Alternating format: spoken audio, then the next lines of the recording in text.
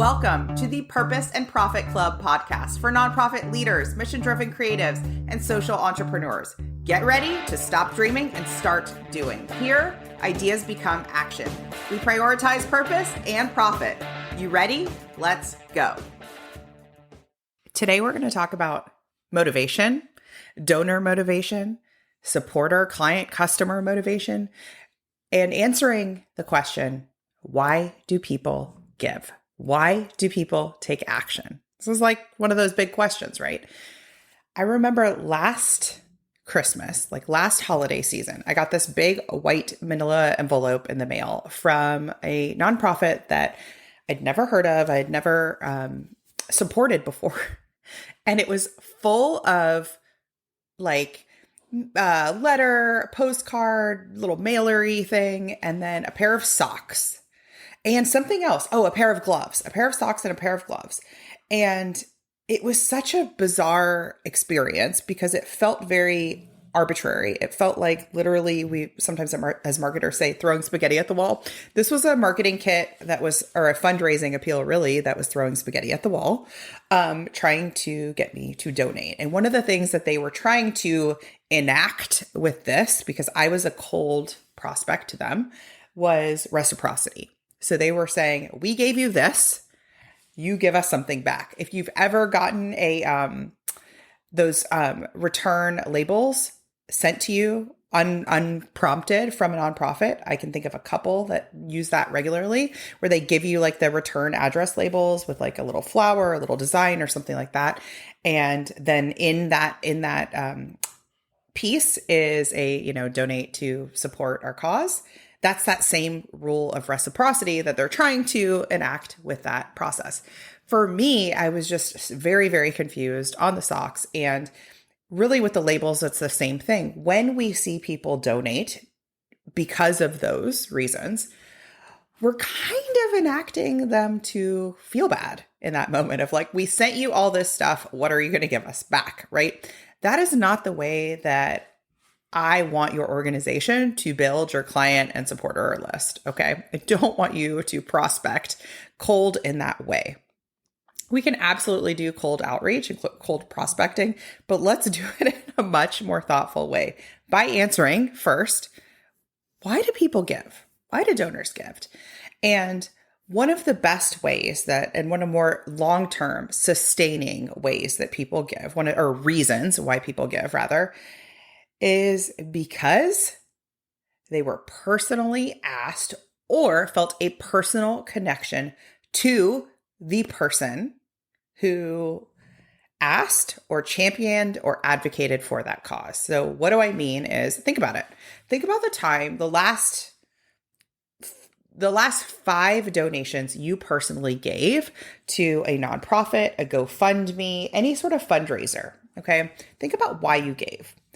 And then think about which ones were you like one and done with, which ones weren't you one and done with, which ones did you give to again? If you actually drill down to your own habits, you'll find a lot of like similarity to just generally how and why we give. We give because people give to people. People support people. We don't support big, ominous, looming, giant organizations or brands, right?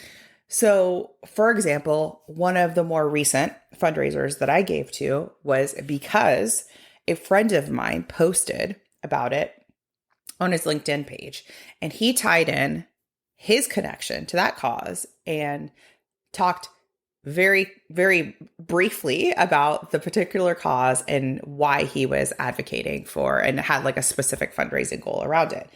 And I say that because I say briefly in that he wasn't like a skilled fundraiser, but he did a great job just talking about his why and talking about the organization's why, that alignment, and having a quick call to action to donate. People donate to people, right? People are motivated and want to get that connection and want to support their friends, want to support their families, want to support the people around them. Okay. It's the same reason why, if you've ever given to a GoFundMe, which I do often, I will give to a GoFundMe. Maybe that is for somebody I know, or like one removed, a friend of a friend, a family, something like that. Right. Same thing. People give to people, whether it's one specific nonprofit's cause, or maybe it's a family or an individual going through a healthcare issue and needs some support, some financial support along the way. That is very different than throwing spaghetti at the wall and saying a generic call to action to a bunch of people who are not already in your network. Okay. So if you think about the GoFundMe model, that works really well because typically we have one individual who sets up the fundraiser, and then that person shares it. And who else shares it? The friends of the friends of the friends of the friends. I am not advocating that you go create a GoFundMe for fundraiser. I'm advocating and trying to show you the motivation around why people give. And it is not because of the big zoomed out version, the 10-year version of a particular cause or mission. It is because of what can I do today and my connection to the person asking. So how does that translate to your organization? It is what I teach in my course, Amplify Social Impact. In that course, we teach an entire new way to think about your social media and marketing plan. We flip social media content on its head. So you stop creating social content and just creating five posts a week, 7 posts a week, and blasting them off on your social networks. And instead you create what I call a social street team. That street team is very similar to what I've been talking about, where people are motivated by other people they know, like, and trust, or thought leaders that they know, like, and trust, right? Who they've been following online. These could be influencers. These could be other people in the community that they consider to be thought leaders, saying, hey, will you support this cause? Hey, I'm supporting this cause. Will you too? It is the same way that if I were to text a friend right now and say, hey, would you mind, could you donate $50 to this organization? Here's what they've got cooking, and here's why I'm fundraising for them. If I text 10 friends today, I would say I would have a high ROI on those friends saying yes, because they're my friends, right?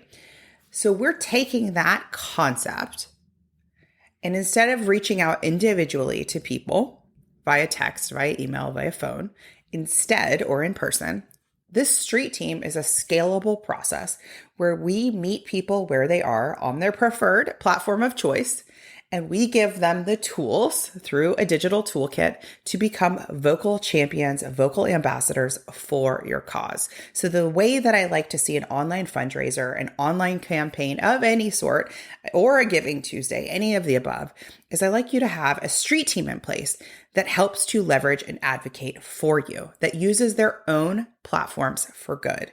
One of the trends that we've been seeing in the last 5 years, and it just keeps getting bigger and bigger and bigger, is that particularly influencers, so those are the people who maybe on Instagram or TikTok or YouTube have large engaged audiences. These are people who monetize their following, right?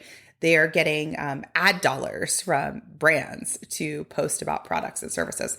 There we are seeing again and again a trend that they want to use their networks for good. How can they do that? They can do that by partnering to become an ambassador for your organization. This process only works if you find the right ambassador and create a right pitch so you have that mutual alignment. This is something, again, that I teach in Amplify Social, where we build out your street team and it compounds year over year. So instead of somebody doing it once for you, or maybe they fundraise once for you or something like that, we actually retain and build upon your street team year over year over year. Okay. So your street team grows and has that ripple effect that we see larger organizations have. There's not that many in the sector doing it, but we do see some have these wildly profitable ambassador programs who are doing this really well. There's that mutual alignment. They have exactly what they need. It doesn't feel like committee work. It doesn't feel like board work. I teach the entire process. I'm going to link to it here in the notes today so you can learn more about it. If I had one way, if you were saying to me, Christina, between now and year end, we need to kickstart, like we got to seriously ramp up our revenue online. How do we do it? I would absolutely play with the thresholds, or what is the word I can't think of, of dialing way, way, way down the amount of time you're spending on creating content and dialing way, way up on developing profitable partnerships, because people choose to click donate, to click share, to advocate for your organization because they want to help your organization, because they're connecting with other people who are doing that, right? So before you invest in something like ads, which are awesome, before you invest on things like Facebook ads, I want to make sure you have a fully rocking and rolling street team going, where you have digital ambassadors doing this for you, because they have warm audiences. They have audiences. They're their friends, their family, their coworkers that align with yours. Sometimes I tell my clients that if they have one donor who is really just an amazing aligned donor who just gets it, right? And who is like one of their best champions, or maybe it's not a donor, it's a supporter or client or customer in that way, say to them, they likely have a mutual, there likely is other people in that person's world that also would feel that way about your organization. Because think about it, like you hang around people like you, okay? You hang around people like you. So it would make a lot of sense that that person would be an amazing ambassador. That person who just gets it, that person who wants to be there to help, to volunteer, to support, to share, would probably have other people in their world who feel that way too. So if there's one thing that you do, we want to flip that on its head between now and year end. We want to build out an ambassador program.